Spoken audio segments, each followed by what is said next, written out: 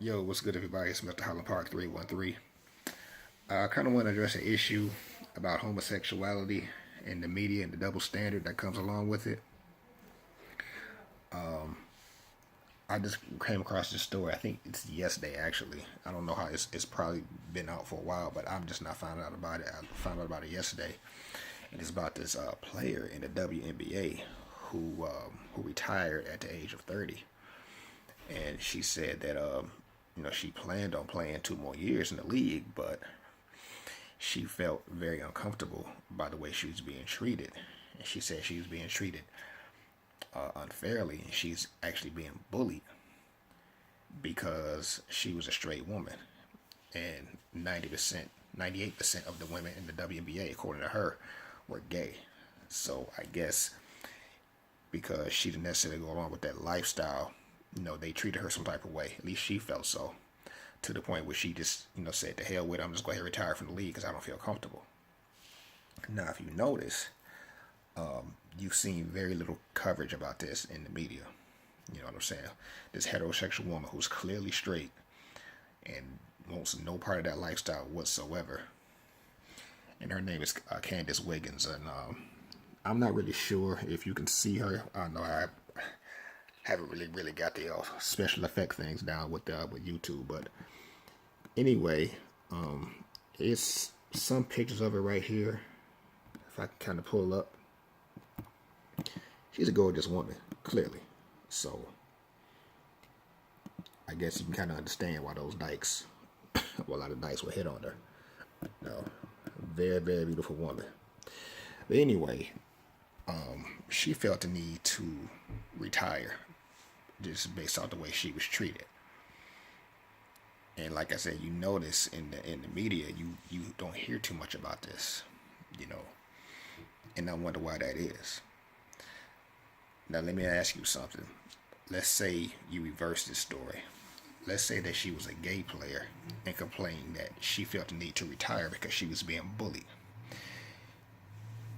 You will see this shit all over ESPN, all over CNN, all over Fox News, MSNBC, outside the line, especially ESPN, because they pretty much condone and push the gay agenda as it is. For some reason, they just obsessed with gay athletes. Every time you turn around, somebody's getting some ESPY award for coming out the closet, like some Medal of Honor. Anyway, my whole thing is I have no issue with gay people whatsoever, but it's so funny how you don't really cover this story that much from a straight woman saying that she don't want no part of that lifestyle. She just want to be left alone.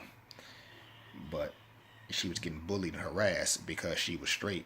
They don't want to talk about that. But if she was a gay player, especially if she was a man gay player and complained about being bullied, trust me, this get blasted all over the headline. So now, with that being said, I want to show you something to kind of elaborate what I was talking about. This segment on ESPN with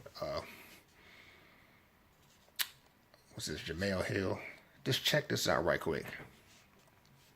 Now she's bringing up this issue with Amara Stoudemire, who said some controversial things about homosexuality. And this was like years ago. So, the man's retired now, so I see no need to bring this up. But I want you to pay attention to this right quick, and I'm going to touch on it. So I'm going to go ahead and flip the screen around, play this right quick, and I'm going to kind of let you know how I feel about it.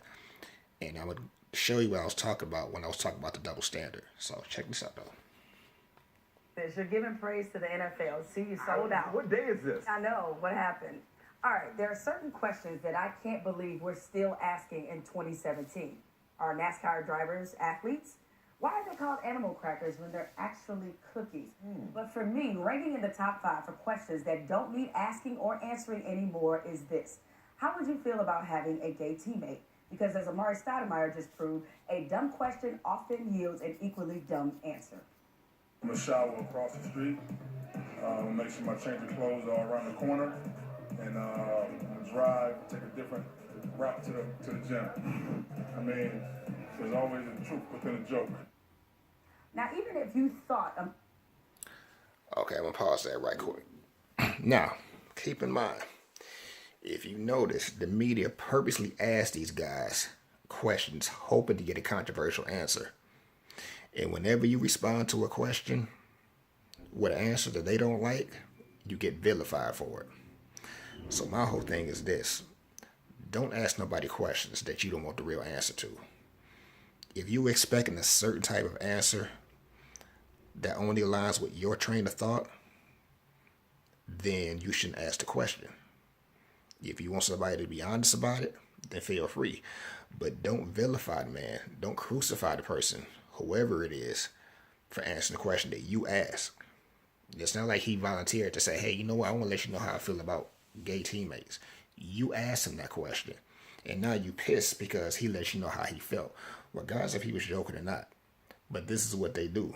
They ask you questions about homosexuality, hoping you say something controversial. And the second that you do, you get dragged all over the media, all on Twitter, especially networks like this, liberal conservative networks like ESPN. I'm going to go ahead and play this, continue to play. Can't even talk. I was joking. Him saying there is some truth rooted in humor makes this, at best, a tasteless, tone-deaf joke. But keep in mind, this is the same Stoudemire who was fined 50 grand by the Knicks for using a gay slur toward a Twitter user back in 2012. Which brings me back to what I just said 30 seconds ago. Why are we still asking athletes, really just male athletes, about how they feel about having a gay teammate in the first place? The existence of gay athletes is not an abnormality. Breaking news to male athletes: you've already showered or dressed with a gay teammate. And for some of you, it must be nice being so conceited you think every gay man finds you irresistible. It's 2017. We need to advance this conversation and stop treating the presence of gay athletes like it's a debate. Because you know what else was a debate once upon a time? Black and white people drinking from the same water fountain and swimming in the same pool. All right, Saturday at 8:50. First off, I totally disagree with that. You can't compare the racial injustices that African Americans suffered, had to go through, the discriminations that we had to suffer with homosexuality. That's apples and oranges to me. They don't even compare. So that was an ignorant and thoughtless and brainless a comment in my opinion. But I do agree with what she said. Stop asking these athletes why, what they feel about, gay teammates. You ask the question, don't get pissed when you get the real answer. But anyway, I brought it up and I showed that video, that clip, to kind of show you the double standard. You see how outraged she was about, you already showered with a gay man. Stop acting like this, that, and the other. See, she's quick to jump to the defense of gay people, which is fine. That's cool. And I don't think anybody should be mistreated based on their lifestyle and what they beliefs. If you want to be gay, that's fine. But it's so funny that you don't come to the defense of somebody like this, Candace Wiggins. It's a double standard. You have to conform to their way of thinking. See, if you don't agree with homosexuality in today's society, you're vilified. It doesn't matter how you were raised. You have to accept their lifestyle. Now, I thought this was America. We have the right to agree to disagree. So my whole thing is this. You can live your life however you choose. So that's up to you. It had nothing to do with me. But I don't have to agree with the way you live your lifestyle. Just like you don't have to agree the way I do things. So my whole thing is, if you're going to vilify somebody for speaking out against homosexuality, it should be the other way around. And what I mean by that is, tell the LGBT, whatever, I don't know the acronym for it, that it's a two-way street.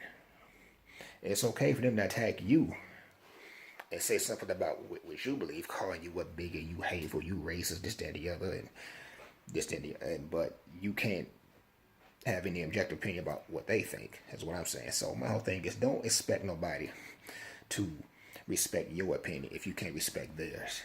That's all I'm saying. So we should just agree to disagree with no feelings being hurt. That's just the way it is. In life. I got some really close friends.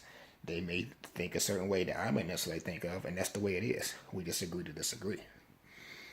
But it's just amazing the double standard that You know, this lady right here, this young woman right here, you won't hear nothing else about it.